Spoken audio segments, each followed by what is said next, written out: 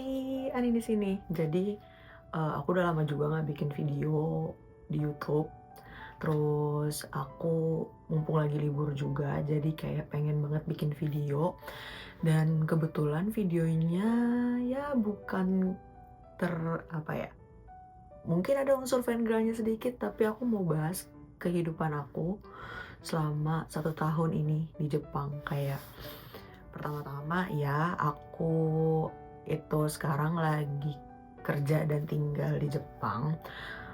Dan ya udah bukan hampir lagi ya, udah setahun dari Januari kemarin. Jadi aku baru datang ke Jepang itu Januari 2024. Terus ya udah, sekarang udah Februari 2025, jadi ya menandakan aku 1 tahun udah tinggal di Jepang. Sebenarnya mungkin kalau misalnya pembahasan kayak gini, kayaknya banyak ya orang-orang yang udah banyak ngebahas gitu ya. Terlebih kalau misalnya lihat orang-orang yang mungkin udah tinggal lama di Jepang, itu seperti apa kehidupannya mereka, mungkin kerjaannya gimana gitu. Tapi mungkin pembeda aku di sini adalah aku bekerja di Jepang dan aku itu seorang fangirl. Mungkin itu salah satu pembedanya ya, karena kebanyakan yang aku lihat, walaupun misalnya mereka memang kerja di Jepang, udah lama kerja di Jepang, tapi, ya belum ada pembeda yang, apa ya, ke arah sini gitu loh, yang kayak ke arah as a fan girl ini gitu. Jadi, ya aku mau bahas kehidupan aku di Jepang selama 1 tahun ini kayak gimana. Sebelumnya juga ada beberapa teman-teman aku yang, apa ya, nanya karena aku drop question box di Instagram aku, pertanyaan yang kayak mungkin ada teman-teman yang pengen kepo atau ada yang pengen dibahas, dan mungkin, ini bisa aku bahas sesuai sama apa yang aku alamin di sini. Jadi kalau dari segi kehidupan ini banyak banget teman-teman yang nanya, sebagai seorang muslim gitu ya, sebagai seorang muslim di Jepang itu kayak gimana sih kehidupannya? Terlebih mungkin kalau misalnya untuk makanan atau misalnya mau sholat itu kayak gimana gitu. Kalau aku sendiri untuk makanan, cari makanan halal kalau misalnya di sini, surprisingly banyak juga yang apa namanya, yang kayak memberikan apa ya, opsi-opsi, muslim friendly, atau misalnya paling minim misalnya kayak vegan gitu, misalnya vegan itu ada juga.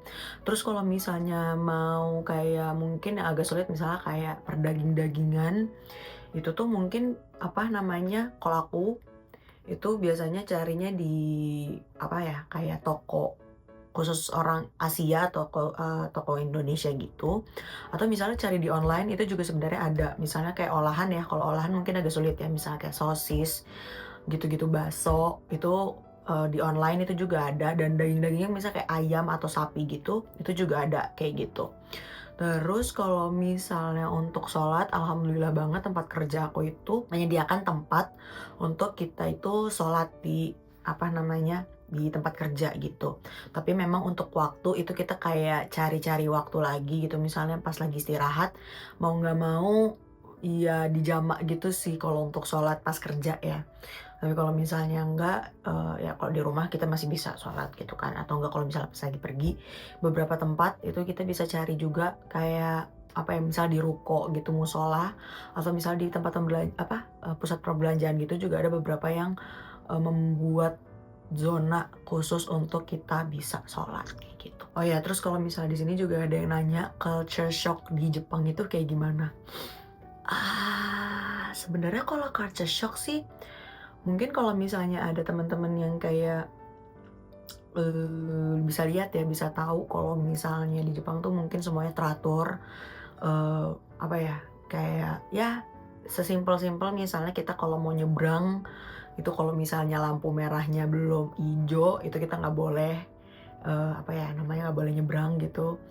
Atau misalnya buang sampah sembarangan, kayak gitu. Itu mungkin teman-teman banyak yang tahu juga gitu ya. Tapi culture shock-nya ini adalah aku tuh, ngerasa hal-hal yang dipotret di, apa ya, kayak orang-orang tuh beranggapan seperti itu sebenarnya juga orang-orang sana juga banyak juga yang sebenarnya ngelanggar gitu. Kayak misalnya mereka juga ada sih orang yang, apa ya, lampu merah tetap aja juga nyebrang, atau misalnya ada juga orang yang buang sampah sembarangan, atau misalnya sampah tergeletak begitu aja, itu juga ada gitu.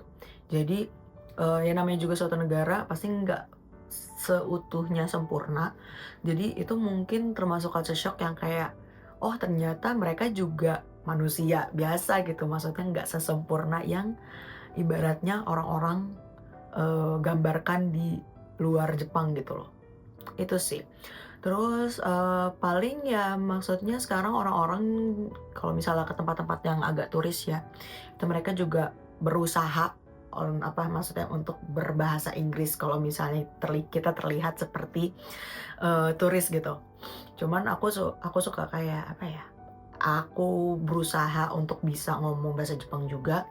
Jadi kalau misalnya mereka kayak ngomong bahasa Inggris terus aku bales ya pakai bahasa Jepang, mereka baru yang kayak, "Oh bisa bahasa Jepang juga?" Gitu kan. Kayak, "Iya aku kerja di sini." Jadi kayak lebih apa ya, aku juga sambil belajar juga untuk bahasa Jepangnya, tapi juga mereka, secara nggak langsung juga mereka juga belajar untuk bahasa Inggris kayak gitu, terlebih bahasa Inggris. Kalau culture shock sih aku ngerasa nggak yang terlalu gimana banget ya.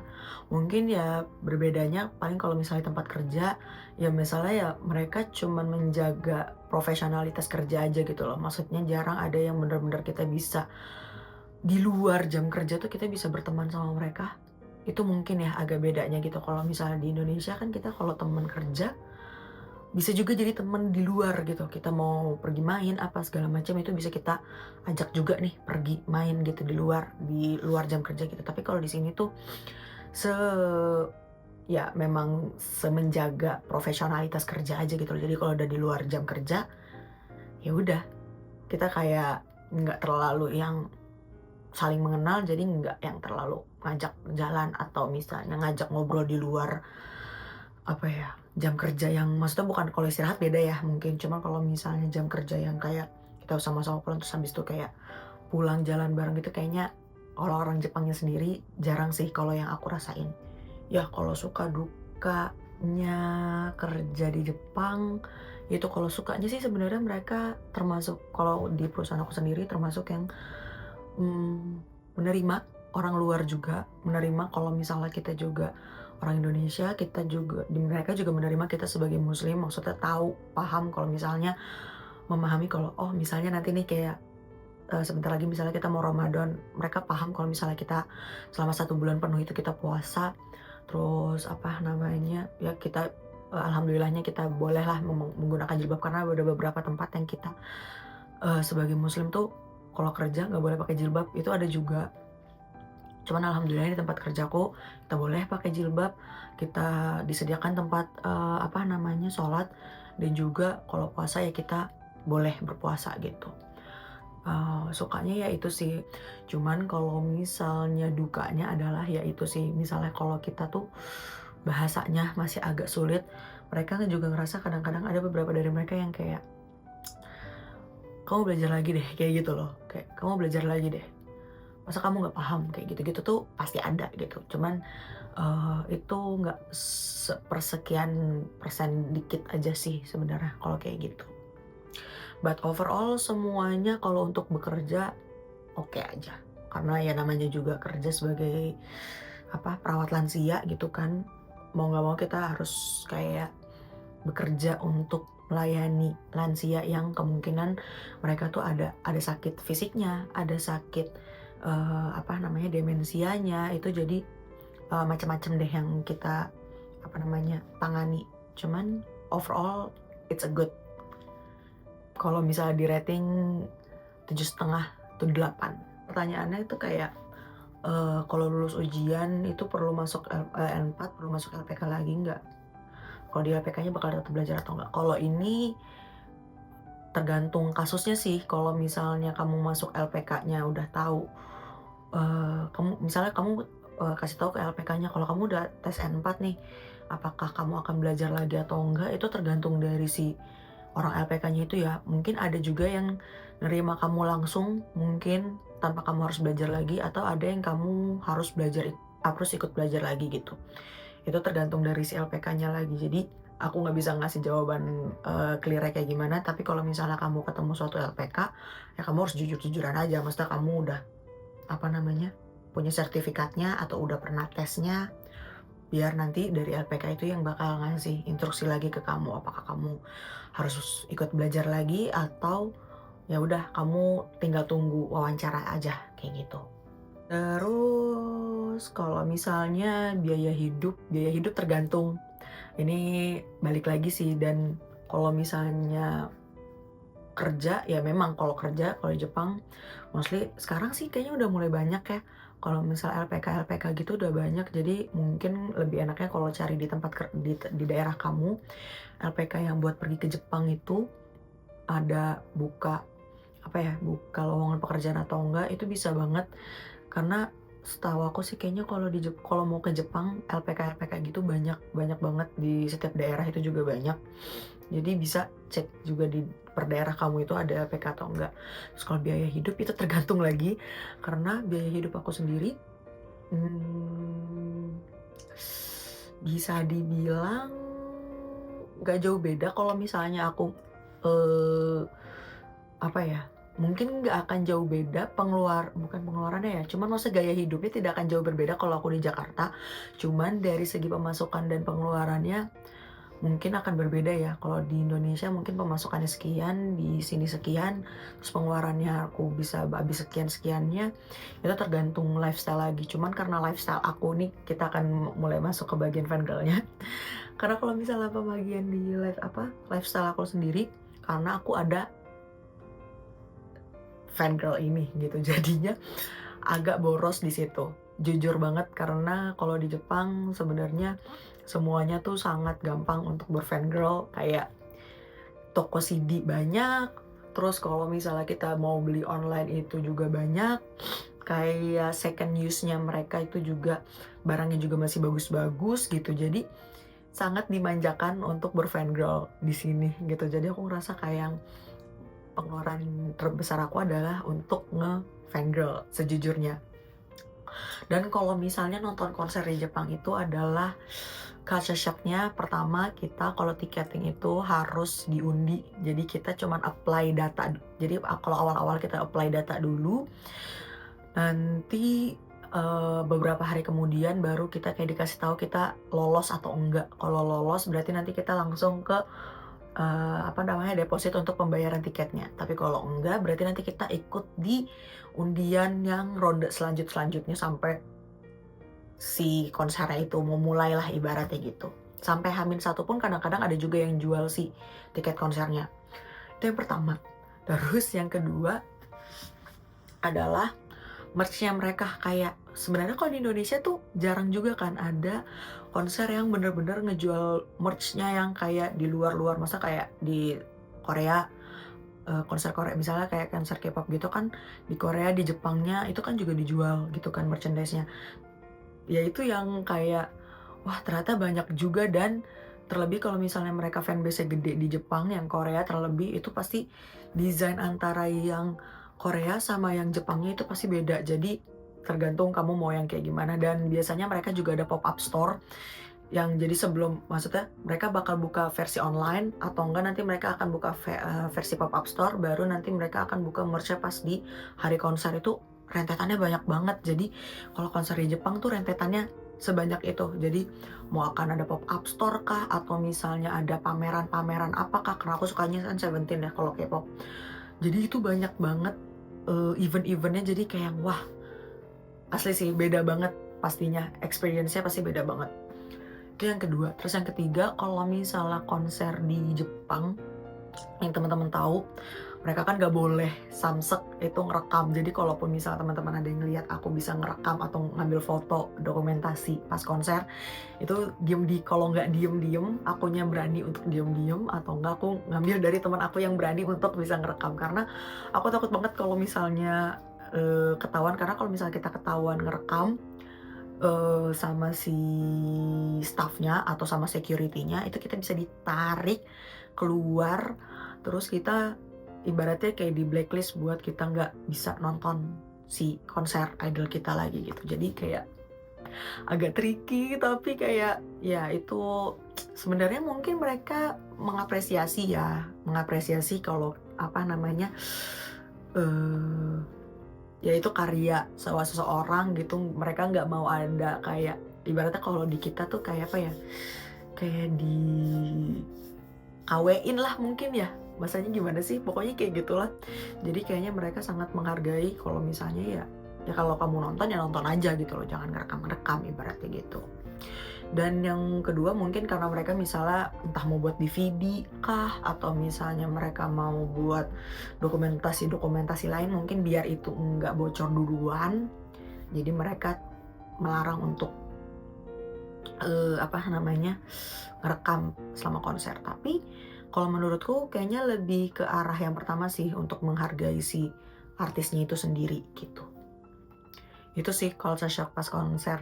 Terus yang keempat ya itu sih, mereka juga nggak terlalu bersuara banget kalau misalnya mereka ngefangirl kan, atau ngefangirl atau ngefanboy di konser gitu. Kalau kita kan kayak biasanya kayak teriak-teriak kayak wah wah gitu kan. Ini enggak gitu, kayak ya agak nggak enak sih sebenarnya, maksudnya karena aku tipenya kalau nonton konser tuh yang bener-bener nikmatin teriak terus, atau misalnya nggak teriak terus sih, cuman maksudnya setidaknya kayak ikut nyanyi bareng atau gimana gitu kan. Nah, jadi mereka kayak yang diem-diem aja, jadi kalau aku nonton sendiri kayaknya agak gak enak ya kalau misalnya teriak-teriak gitu, karena aku pernah nonton yang JO1, karena kan mereka grup apa namanya, grup Jepang kan.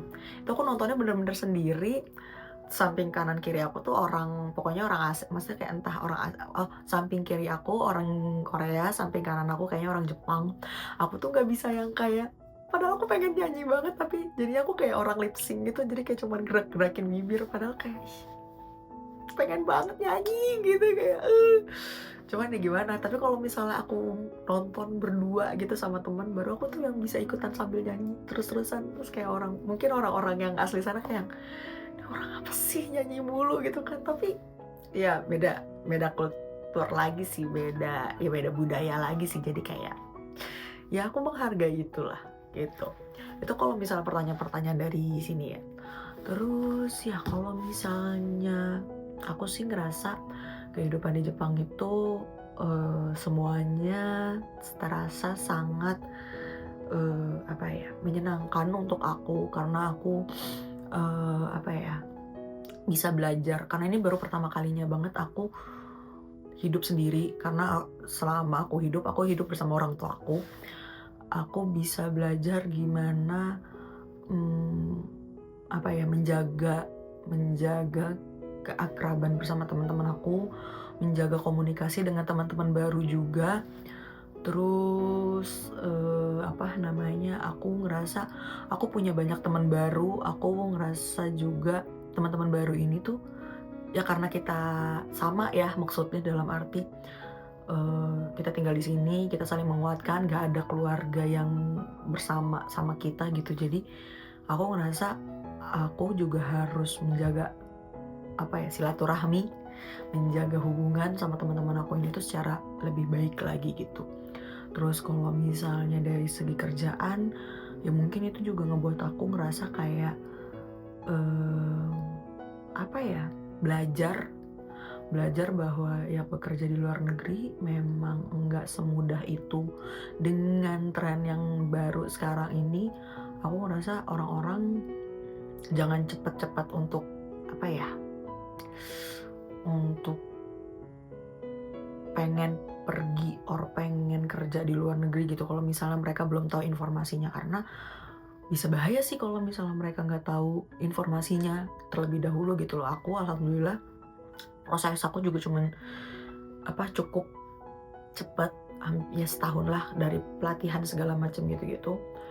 Dari situ pun juga aku kayak dapat informasi gimana sih sebenarnya, kayak walaupun sebenarnya itu juga informasinya belum yang, luas banget ya, kalau misalnya gimana sih kehidupan di Jepang gimana, kehidupan kerjanya gimana gitu. Cuman dari situ tuh aku kayak ngerasa kayak walaupun informasinya sedikit, tapi aku setidaknya tuh kayak ngerasa, "Oh iya, aku tuh nggak boleh cepet, apa ya,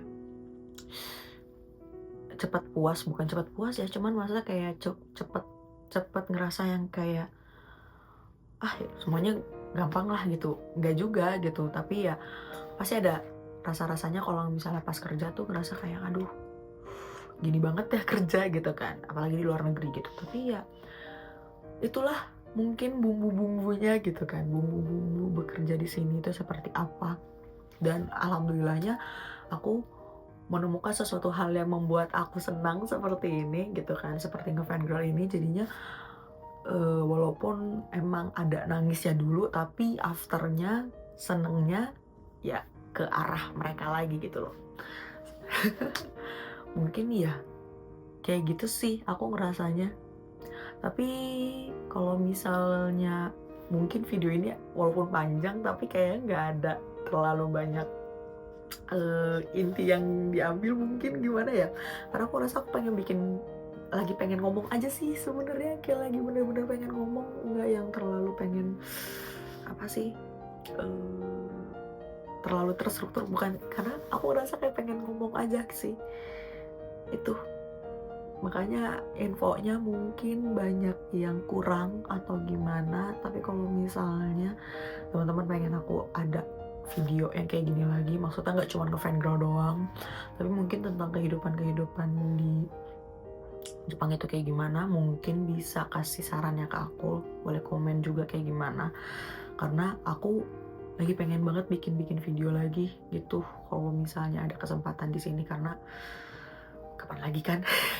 Kapan lagi kan bikin video. Jadi ya mungkin segitu dulu. Jadi maaf banget kalau misalnya banyak kurangnya di video kali ini. Kalau misalnya ada hal-hal yang pengen dibahas sama aku barengan, mungkin dari teman-teman ada idenya, boleh komen kasih ke aku. Jadi ya sekian dulu video yang tidak ada arahnya ini. Jadi ya 지금까지 아닌이었습니다. 감사합니다. 안녕. 안녕.